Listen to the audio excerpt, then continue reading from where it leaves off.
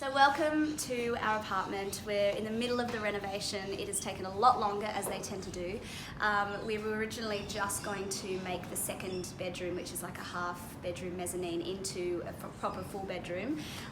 But we ended up moving the wardrobe to increase the floor space. And we made it an almost walk-in wardrobe. It's a stand-in wardrobe. We also repainted, so we had this sort of mushroomy taupe colour that we kind of loved about 6 years ago but fell out of love with, and now it's just a beautiful fresh white. We did a quarter strength lexicon. Then finally we are just recarpeting upstairs and doing some new lights. Oh, and an air conditioning unit, essential at the moment. So we cannot wait to move in.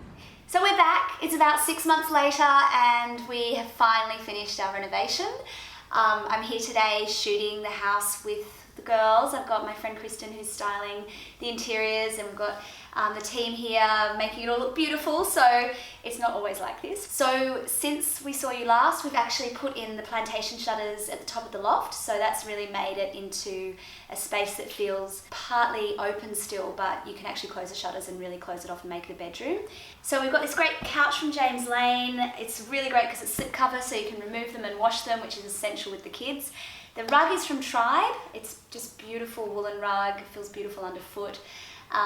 Lots of plants, lots of greenery, lots of beautiful candles, of course, because I just love candles and beautiful scents through the house, a lot of woody scents. The table is actually really special. Damien actually made that himself. We found a table that we loved and we kind of copied elements of it. He actually bought the timber, made it with his grandpa, which is really sweet, and the chairs are wishbone chairs. The mirror is a leaner from Deco Mirrors, and it really just opens up the space. Having a really tall mirror like that just gives you a sense of space and light. We've also built some cupboards under the stairs, which is essential because we had a real premium on storage in this apartment. So we put these cupboards under the stairs. We created a pantry because we didn't really have one before. By the front door we've got this beautiful shelving system. It's just from IKEA, but it's just so easy. Open shelves, you can style them up with coffee table books, with a beautiful piece of coral, fragrances, room scents, diptyque candles.